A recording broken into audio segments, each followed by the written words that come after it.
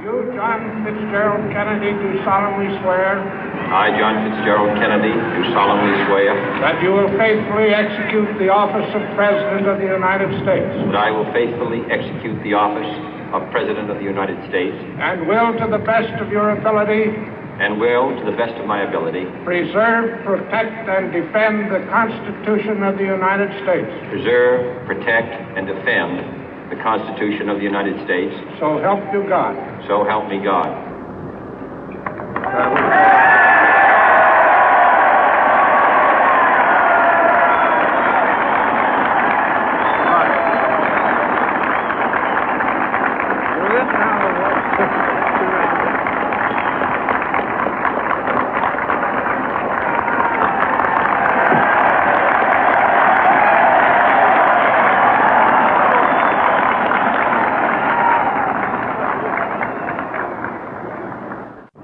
Vice President Johnson, Mr. Speaker, Mr. Chief Justice, President Eisenhower, Vice President Nixon, President Truman, Reverend clergy, fellow citizens.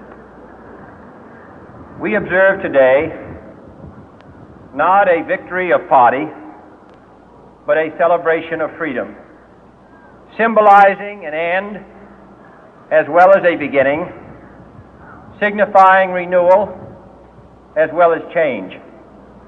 For I have sworn before you and Almighty God the same solemn oath our forebears prescribed nearly a century and 3/4 ago.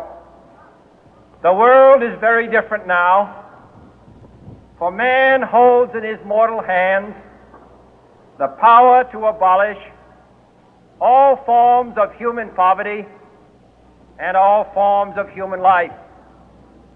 And yet the same revolutionary beliefs for which our forebears fought are still at issue around the globe. The belief that the rights of man come not from the generosity of the state, but from the hand of God.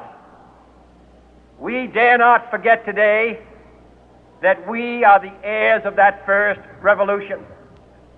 Let the word go forth from this time and place to friend and foe alike that the torch has been passed to a new generation of Americans born in this century, tempered by war, disciplined by a hard and bitter peace, proud of our ancient heritage, and unwilling to witness or permit the slow undoing of those human rights to which this nation has always been committed and to which we are committed today at home and around the world.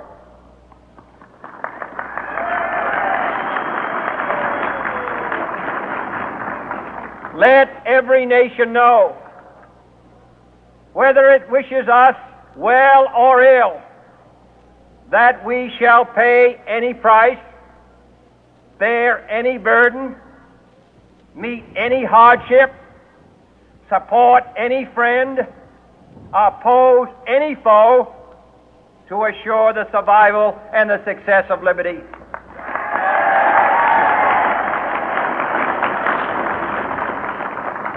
This much we pledge and more.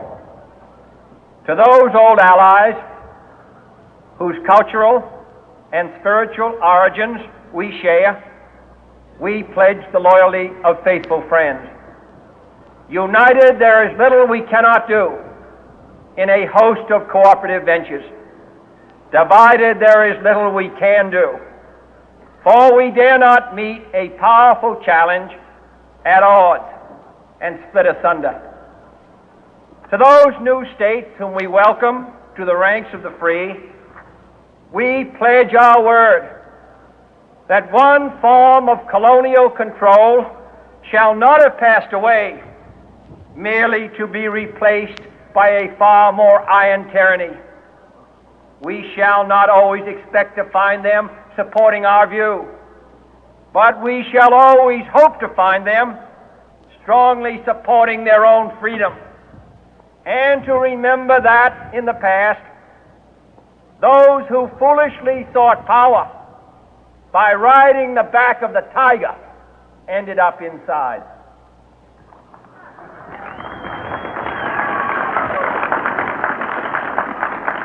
To those people in the huts and villages of half the globe struggling to break the bonds of mass misery, we pledge our best efforts to help them help themselves for whatever period is required, not because the communists may be doing it, not because we seek their votes, but because it is right. If a free society cannot help the many who are poor, it cannot save the few who are rich.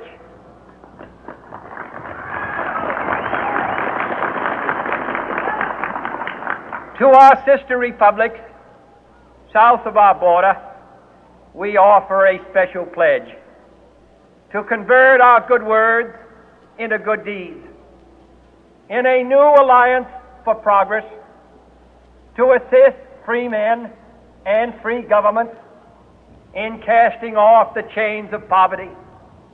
But this peaceful revolution of hope cannot become the prey of hostile powers. Let all our neighbors know that we shall join with them to oppose aggression or subversion anywhere in the Americas. And let every other power know that this hemisphere intends to remain the master of its own house.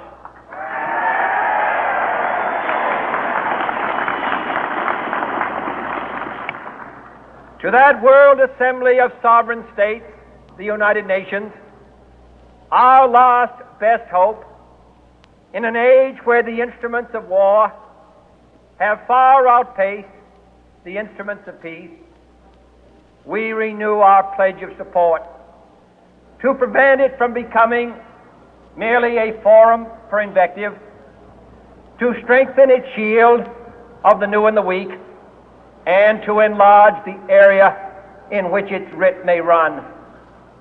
Finally, to those nations who would make themselves our adversary, we offer not a pledge, but a request that both sides begin anew the quest for peace.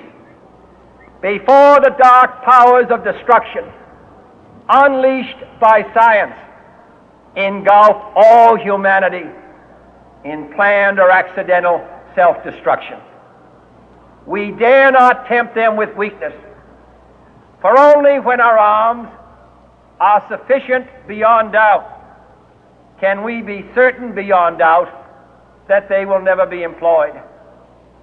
But neither can two great and powerful groups of nations take comfort from our present course, both sides overburdened by the cost of modern weapons, both rightly alarmed by the steady spread of the deadly atom, yet both racing to alter that uncertain balance of terror that stays the hand of mankind's final war.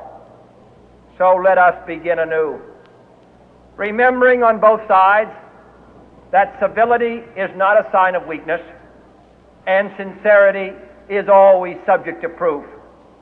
Let us never negotiate out of fear, but let us never fear to negotiate.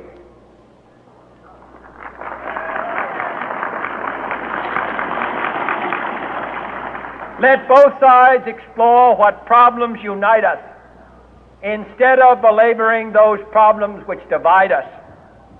Let both sides, for the first time, formulate serious and precise proposals for the inspection and control of arms, and bring the absolute power to destroy other nations under the absolute control of all nations.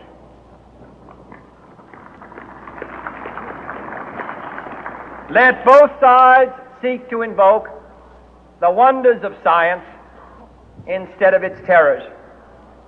Together let us explore the stars, conquer the deserts, eradicate disease, tap the ocean depth, and encourage the arts and commerce.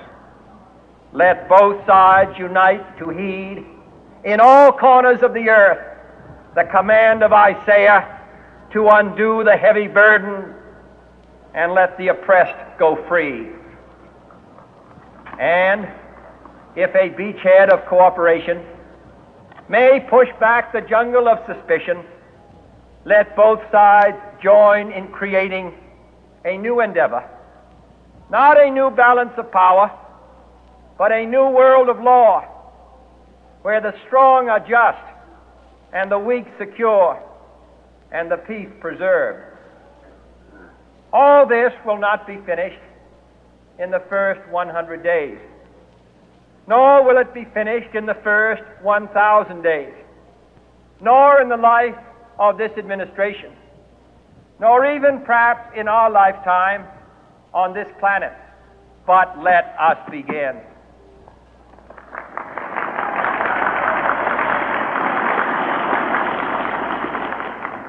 In your hands, my fellow citizens, more than mine, will rest the final success or failure of our course.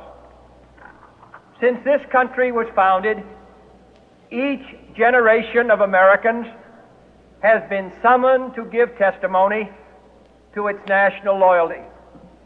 The graves of young Americans who answered the call to service surround the globe. Now the trumpet summons us again, not as a call to bear arms, though arms we need, not as a call to battle, though in battle we are, but a call to bear the burden of a long twilight struggle, year in and year out, rejoicing in hope, patient in tribulation, a struggle against the common enemies of man, tyranny, poverty, disease, and war itself. Can we forge against these enemies a grand and global alliance, north and south, east and west, that can assure a more fruitful life for all mankind? Will you join in that historic effort?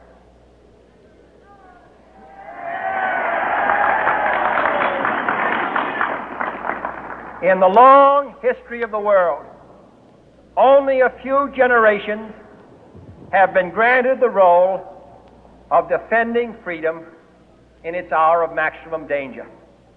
I do not shrink from this responsibility. I welcome it.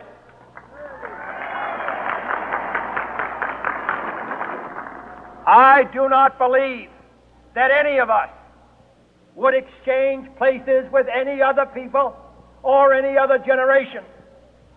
The energy, the faith, the devotion which we bring to this endeavor will light our country and all who serve it. And the glow from that fire can truly light the world. And so, my fellow Americans, ask not what your country can do for you. Ask what you can do for your country.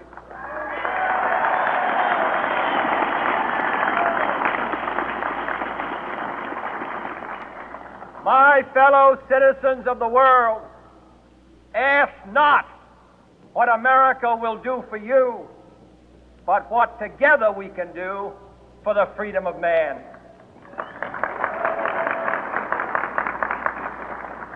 Finally, whether you are citizens of America or citizens of the world, ask of us here the same high standards of strength and sacrifice which we ask of you.